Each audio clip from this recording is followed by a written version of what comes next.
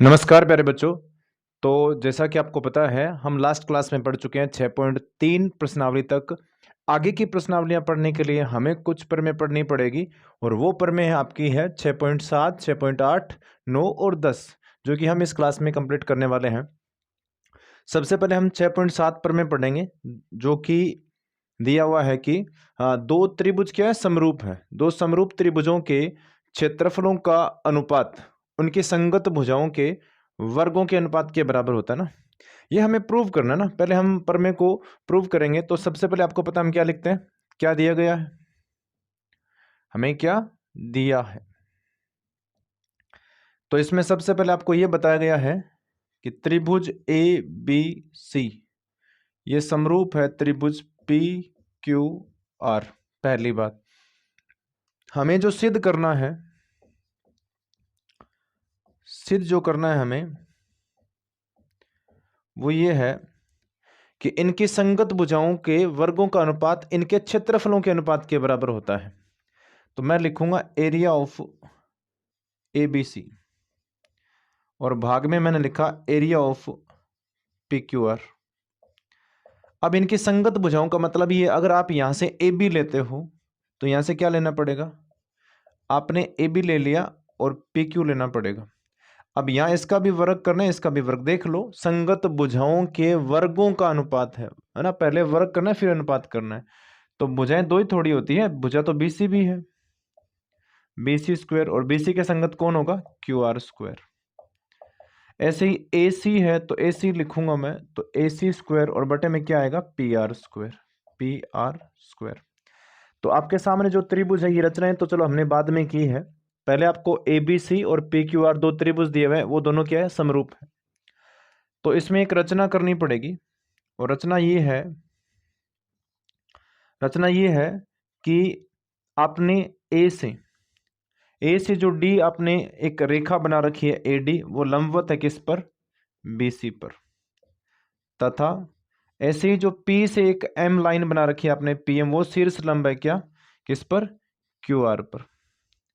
तो सबसे पहले आप मुझे ये बताओ, इस त्रिभुज का क्षेत्रफल अगर हमें निकालना है और इस त्रिभुज का भी अगर क्षेत्रफल निकालना है, तो त्रिभुज का क्षेत्रफल निकालने का तरीका होता है आधार 1/2 आधार गुणा ऊंचाई, 1/2 आधार गुणा ऊंचाई। तो यही हम काम उपपत्ति में करने वाले, ध्यान देना।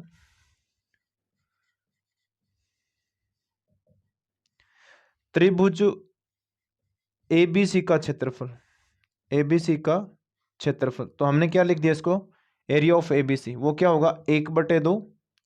आधार कितना है एबीसी का, आधार वो होता है जिसपे शीर्ष लंब होता है, तो इसको मैंने क्या नाम दे दिया, बीसी। और इसका शीर्ष लंब कितना है, ध्यान से देखो, इसका शीर्ष लंब कितना है, वो है एडी।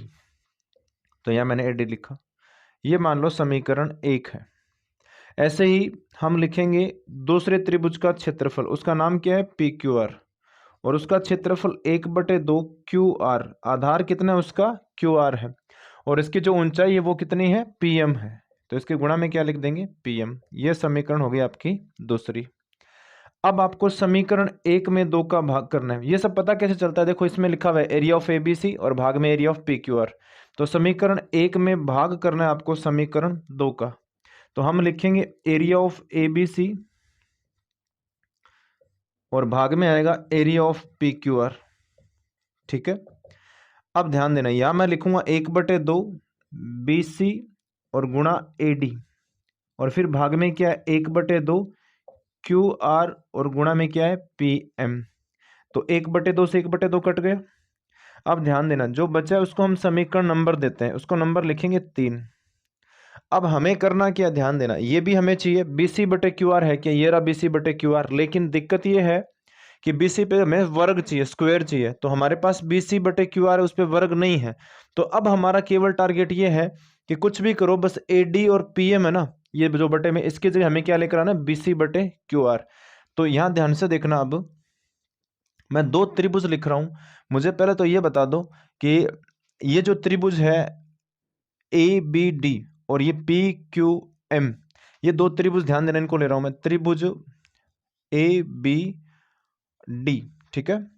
और दूसरा हम लिखेंगे त्रिभुज PQ और M।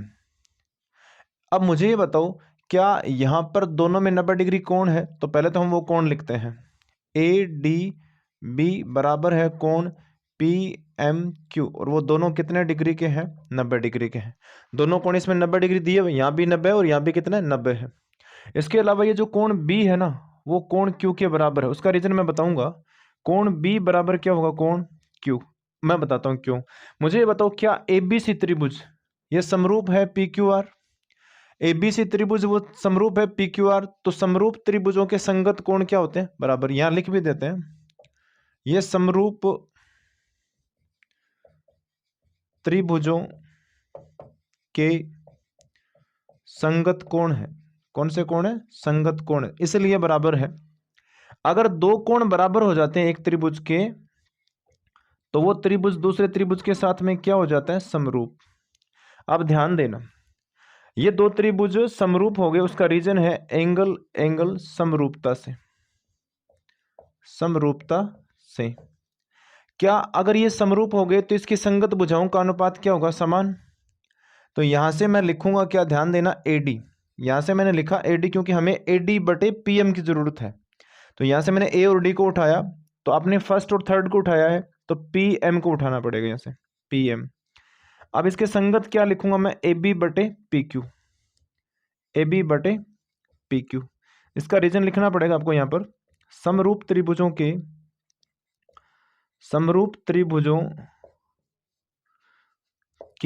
संगत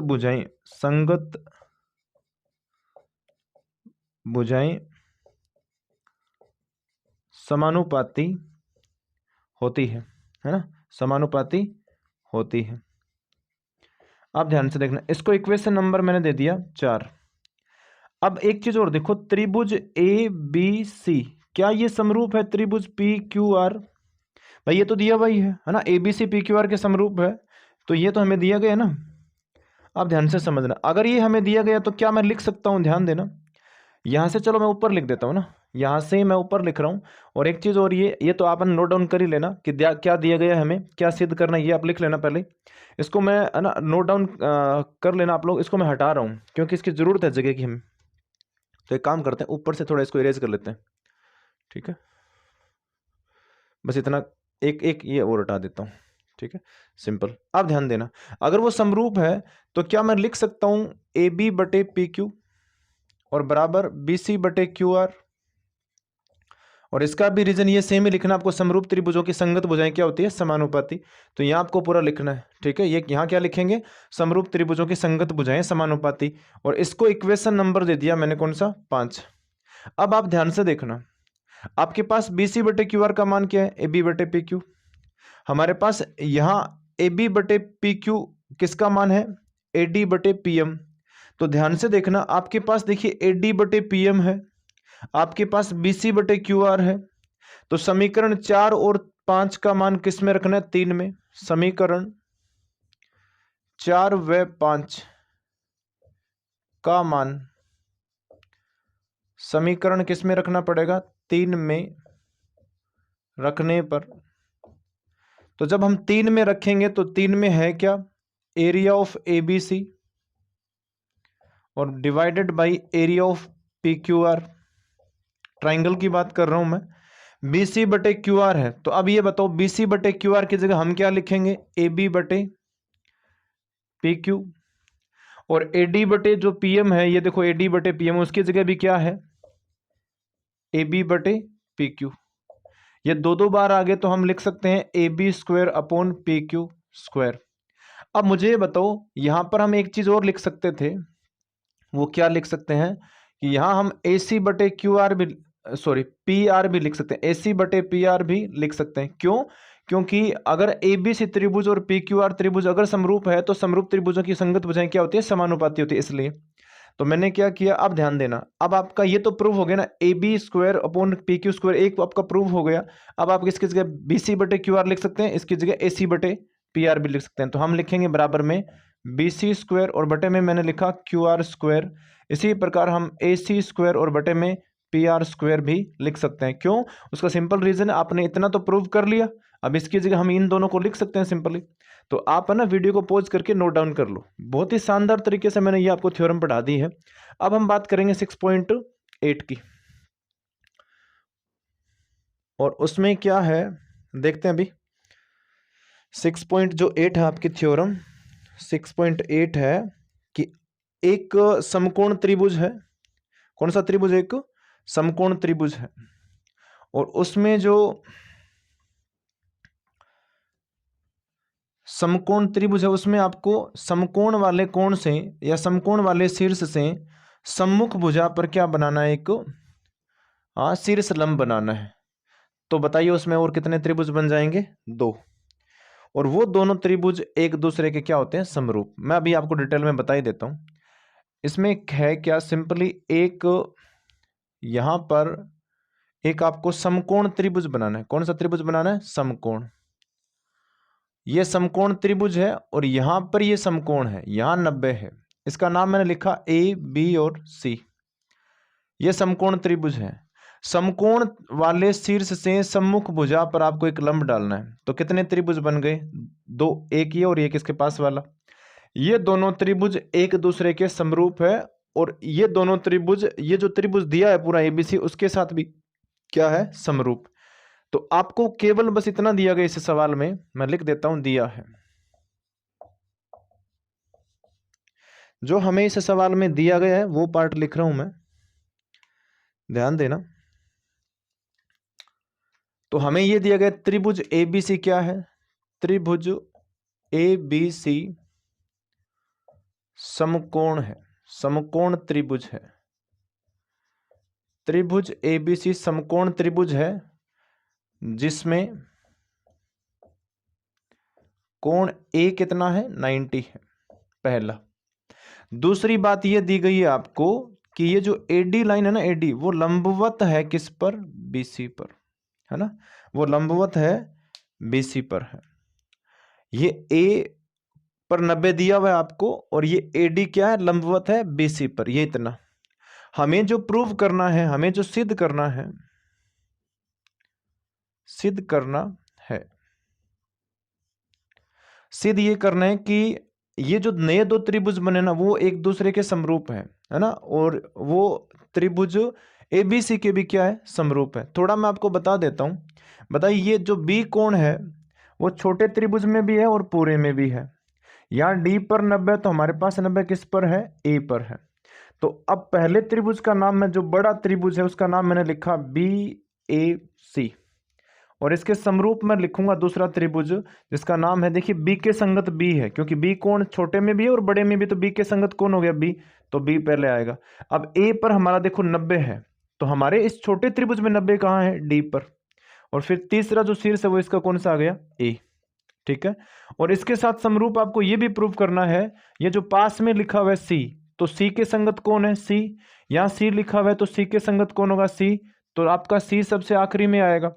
उसके बाद में देखो आपका जो 90 ए पर है, तो यहाँ 90 किस पे है? डी पर। तो कौन बच गया फिर? ए। तो ए डी सी त्रिभुज है ना। इन तीनों को हमें क्या प्रूव करना है? समरूप। इन तीनों को समरूप प्रूव करने से पहले मैं आपको एक चीज और बताता हूं, ध्यान देना। हम क्या करेंगे? हम ये करेंगे, मान लो कि ये जो ब्लू कलर का आपको पेन नजर आ रहा है, ये मान लो सबसे बड़ा वाला क्या है? त्रिभुज है। तो हम क्या करेंगे? पहले है ना, इन दोनों को, ये छोटा त्रिभुज मान लेना, इसको बड़ा त्रिभुज मान लेना। तो मैं इन दोनों को क्या पहले समरूप सिद्ध करूंगा। फिर मैं छोटा एक त्रिभुज ये है, इसको और इस ब्लू कलर वाले पेन को हम क्या प्रूव करेंगे? समरूप। अब मुझे बता दो, ये दोनों समरूप है। फिर मैंने इन दोनों को समरूप सिद्ध कर दिया, तो मुझे बताओ क्या ये दोनों छोटे, ये जो ब्लैक कलर के पेन है, ये समरूप नहीं हो गए क्या? है ना, सिंपल बात है। अगर मैं इस त्रिभुज को और पूरे को समरूप सिद्ध करूंगा, फिर मैं इस छोटे त्रिभुज को और पूरे को समरूप सिद्ध करूंगा, तो फिर दोनों छोटे भी क्या हो गए? समरूप एक दूसरे के हो चुके हैं। अब ध्यान देना, इसमें करना क्या है हमें? इसमें लिखेंगे हम उपपत्ति, बड़ा सिंपल कॉन्सेप्ट है इसका। इसमें आपको त्रिभुज का नाम लिखना है, और त्रिभुज का नाम है बी ए सी, तथा और दूसरा त्रिभुज हम लेंगे बी डी ए में। इन दोनों त्रिभुजों में देखना, तो मैंने यहां पे बी ए सी लिखा है, तो बी ए और सी मतलब पूरा त्रिभुज। और फिर मैंने लिखा है बी डी ए, तो बी डी और ए, बी डी ए, इस तरफ वाला एक नंबर जो त्रिभुज है, इसको मैंने नंबर 1 दे दिया। 1 नंबर वाला त्रिभुज, ठीक है। अब मुझे बताओ इन दोनों त्रिभुजों में क्या बी कोण उभयनिष्ठ नहीं है क्या? बी कोण के बराबर कौन है? बी। और क्यों बराबर है? क्योंकि ये उभयनिष्ठ कोण है, ये दोनों त्रिभुजों का कोण है, उभयनिष्ठ एंगल है ये, है ना, कॉमन एंगल है, उभयनिष्ठ कोण है। उसके अलावा क्या इस त्रिभुज में कोण बी ए सी 90 है? तो इसमें देखिए बी डी ए कितना है? 90, दोनों में 90 डिग्री है। अब त्रिभुज बी ए सी ये समरूप हो गया त्रिभुज बी डी ए, और इनकी समरूपता का जो रीजन है वो है एंगल एंगल समरूपता से, एंगल एंगल समरूपता से, इसका ये रीजन है। इसके अलावा अगर हम बात करें उन दो त्रिभुजों की, मैं चलो नीचे लिख लेता हूं। त्रिभुज कौन सा? एक तो हम लेंगे बी ए सी, मैंने लिखा बी ए सी, तथा दूसरा मैं लिखूंगा कौन सा? ए डी सी, त्रिभुज ए डी सी। समझ रहे हैं इस बात को? ये जो दूसरा नंबर का त्रिभुज है ये देखना, क्या इसमें सी कोण है? तो क्या पूरे में सी नहीं है क्या? देखिए 2 नंबर जो आपका त्रिभुज है इसमें सी कोण है, और ये सी कोण पूरे त्रिभुज में भी है। दूसरी बात, पूरे में यहां देखो 90 है, ये पूरा कितना है? 90, तो यहां इसके में अंदर 90 नहीं है, तो हम लिखेंगे कि सी कोण है ना वो सी के क्या है? बराबर। इसका हम रीजन लिखेंगे उभयनिष्ठ कोण, ये क्या है? उभयनिष्ठ कोण है। दूसरी बात, कोण बी ए सी और बराबर कोण ए डी सी, उसका रीजन क्या है? दोनों कितना है? 90। अगर ये 90 है तो मैं लिख सकता हूं त्रिभुज बी ए सी ये समरूप हो गया त्रिभुज ए डी सी।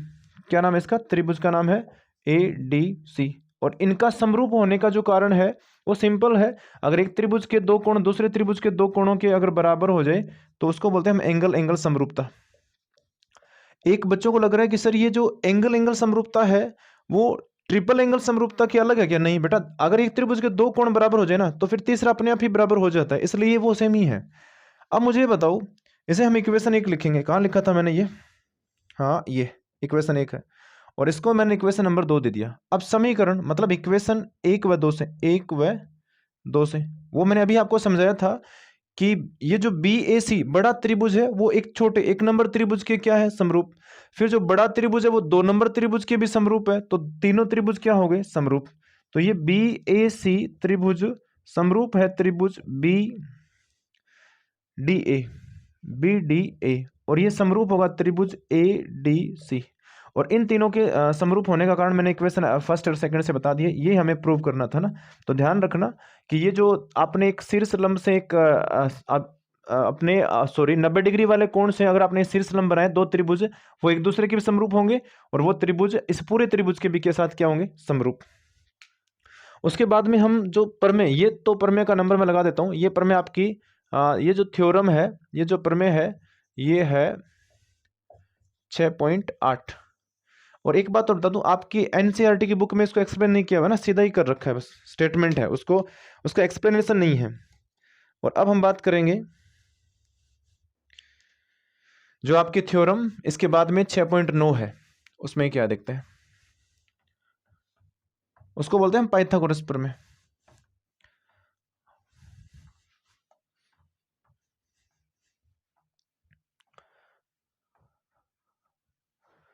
तो ध्यान देना, एक आपको सिंपली ये बताया गया है कि एक त्रिभुज है जो समकोण त्रिभुज है। क्या है? समकोण त्रिभुज है। एक त्रिभुज है जो कि समकोण त्रिभुज है, इसका नाम मैं लिख देता हूं ए बी और सी। ये समकोण त्रिभुज दिया गया आपको, और जो समकोण है वो मान लो कि यहां है, यहां 90 है। तो आपको दिया जो गया है वो मैं लिख देता हूं, ये प्रमेय आपकी है 6.9, ठीक है। और इसमें ये दिया गया है त्रिभुज एबीसी है ना, त्रिभुज ए बी सी क्या है? हाँ, त्रिभुज एबीसी समकोण त्रिभुज है, समकोण त्रिभुज है, जिसमें जिसमें कोण ए है ना वो कितना है? 90 डिग्री है। अब जो थ्योरम है ना उसमें सिद्ध क्या करना है कि समकोण त्रिभुज में बड़ी भुजा का वर्ग, समकोण त्रिभुज में बड़ी भुजा का वर्ग, तो बड़ी भुजा इसमें ये है BC, इसका वर्ग अन्य दो भुजाओं के वर्गों के योग के बराबर होता है। तो सिद्ध करना है हमें, और ये चीज जरूरी नहीं है कि हम ए पर ही 90 लेंगे, इसका नाम हम कुछ भी लिख सकते हैं। जैसे मैं यहां पर ए बी और यहां पर मैं क्या लिख सकता हूं, सी लिख सकता हूं, तो उससे कोई फर्क नहीं पड़ने वाला है, ध्यान देना। और हो सकता है आपकी बुक में इसका नाम अलग तरीके से, जैसे ए यहाँ लिख रखा होगा या वहां लिख रखा होगा, उससे कोई फर्क नहीं पड़ता। तो इसमें सबसे बड़ी भुजा क्या है, वो है बीसी। बीसी का जो वर्ग है वो अन्य दो भुजाएं कौन सी बच गई, ए बी स्क्वायर और ए सी स्क्वायर, इनके वर्गों के योग के बराबर होता है। ये हमें सिद्ध करना है। तो अब ध्यान से देखना आप, ये आपको सिद्ध करना है सिंपली। अब इसमें एक रचना भी करनी पड़ेगी। वो रचना क्या है वो मैं अभी आपको बता देता हूं। इसमें रचना करनी पड़ेगी आपको एक, और रचना ये है कि आपने ए से एक शीर्ष लंब डाला है सम्मुख भुजा पर, और उस पॉइंट का नाम क्या लिख दिया आपने, डी। तो रचना में आपको सिंपली लिखना है कि एडी आपने एक लाइन बनाई है, वो किसके लंबवत है, बीसी के। अब आपको करना क्या है, सिंपल आपको एक काम करना है। यहां पर ये जो त्रिभुज है यहाँ, जिसका नाम क्या है, ए बी और डी, इस त्रिभुज को पूरे त्रिभुज के साथ हमें क्या सिद्ध करना है, समरूप, है ना। या इसमें मैं एक काम करूंगा, इसमें ही काम करेंगे हम। एक मिनट,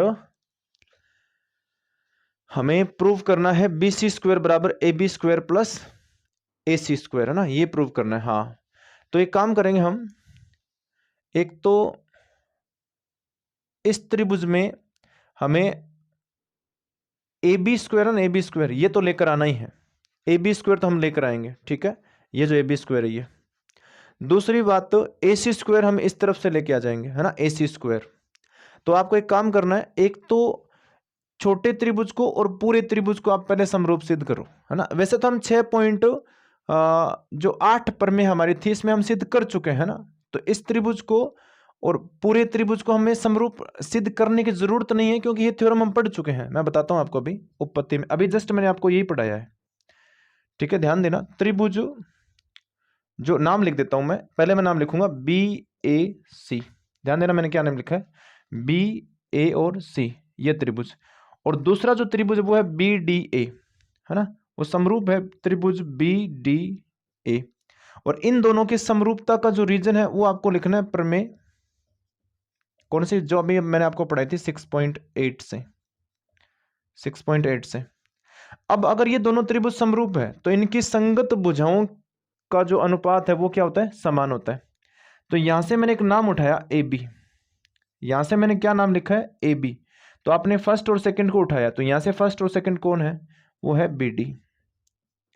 फिर ध्यान देना, आपको एक चीज ध्यान रखनी है, हमें ए बी स्क्वायर लेके आना है। तो ए बी स्क्वायर लेके आना है तो आपको इस तरफ नीचे इसमें से ए बी, ध्यान देना ये भी आपको पता होना चाहिए कि जब हम यहां पर इस त्रिभुज में से भुजा का अनुपात लिखते हैं, तो इसका अगर आपने ऊपर लिख लिया तो यहां जो हम लिखेंगे वो भी आपको इसी में से लेना है।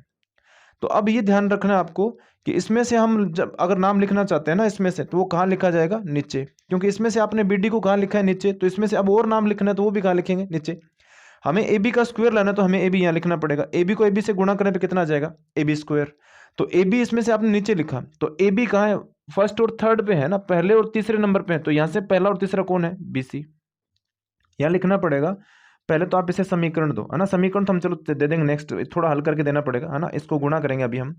लेकिन आपको करना क्या पड़ेगा, इसमें लिखना पड़ेगा कि ये आपने अनुपात लिखा कैसे। तो हम लिखेंगे समरूप त्रिभुजों, समरूप त्रिभुजों की संगत भुजाएं समानुपाती होती है, समानुपाती होती है, ठीक है।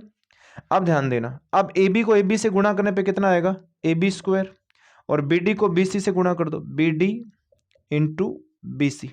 ये आपकी समीकरण 1 है। अब हम क्या करेंगे, इसी में, है ना, एक और काम करते हैं, एक त्रिभुज का नाम और लिखता हूं मैं, जिसका नाम है, एक तो वही लेना आपको कि त्रिभुज बी ए सी, है ना, वो समरूप है। त्रिभुज का नाम लिख देता हूं मैं, त्रिभुज का नाम है ए डी सी, और उसका भी रीजन है प्रमेय। ये हम सिद्ध कर चुके हैं बेटा, प्रमेय कौन सी है, 6.8, 6.8, ये हमने सिद्ध कर लिया है। अब ध्यान देना, इस प्रमेय से हमने ये लिखा है अब मुझे ये बताओ, अगर ये दोनों त्रिभुज अगर समरूप है तो अब हम लेकर आने वाले हैं क्या, AC स्क्वायर। तो इसमें क्या AC नहीं है, क्या है, तो मैंने यहां से क्या लिखा, AC। तो AC के संगत यहाँ कौन है, DC है। AC के संगत कौन है, ध्यान से देख लो, AC के संगत कौन है यहाँ पर, DC। अब मुझे तो AC नीचे चाहिए ना, तो यहां से मैंने A और C को उठाया, तो यहां से क्या उठेगा, BC। अब ध्यान आपको ये देना है, ध्यान से समझना, ध्यान आपको ये देना है, इनका क्या करना है, क्रॉस मल्टीप्लाई करना है। आपको यहाँ सेम वही बात लिखनी है जो आपने यहाँ पे लिखी है, ठीक है। अब AC को AC से गुणा करने पे कितना आएगा, AC स्क्वायर, और यहाँ क्या आएगा, BC इंटू DC। ये समीकरण आपकी 2 है। अब हम समीकरण 1 और 2 को जोड़ेंगे। समीकरण 1 और 2 को क्या करना है, जोड़ना है। तो समीकरण 1 में क्या है, AB स्क्वायर, समीकरण 2 में क्या है, AC स्क्वायर, और बराबर में ये आपने लेफ्ट पार्ट जोड़ दिए। अब हम राइट पार्ट को जोड़ेंगे, तो यहाँ क्या है, BD into BC, BD into BC, और यहाँ पे क्या है जोड़ना है आपको, वो है DC इंटू BC, है ना, DC इंटू BC है। इनमें क्या BC कॉमन आ रहा है, क्या आ रहा है, तो यहाँ क्या बचेगा, BD, यहाँ क्या बचेगा, DC। अब आप ये बता दो, BD और DC को जोड़ने पे क्या आएगा, BD और DC को जोड़ने पे पूरा क्या बन रहा है, BC।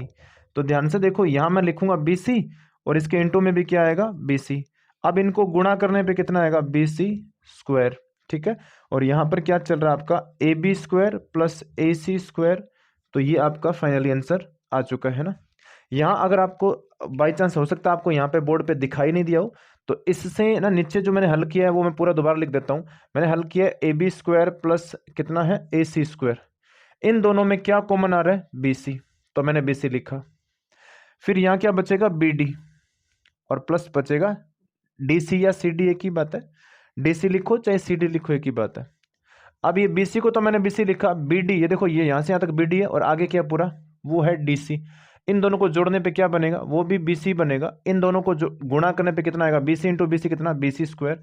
हमारे पास AB square plus AC square, तो ये आपका प्रूव हो गया ना। इसको हम लिखेंगे HP, मतलब हैंस प्रूव। ये आपको सिद्ध करना था, ये आ गया है ना, सिंपली। अब हम पढ़ेंगे 6.10 प्रमेय, और इसी के साथ ये हमारी आज की क्लास क्या हो जाएगी, पूर्ण।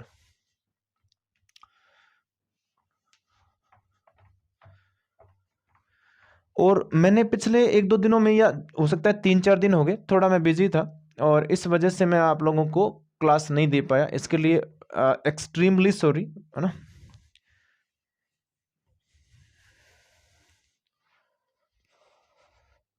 क्योंकि वादा किया था कि आपको रोजाना लगभग क्लास मिलेगी, और अगर क्लास हम नहीं दे पाते उसका कुछ ना कुछ रीज़न होता है, तो इसलिए मैं आपसे सॉरी बोल रहा हूँ, है ना। अब हम पढ़ेंगे 6.10 प्रमेय, वो क्या है वो भी बताता हूँ मैं आपको।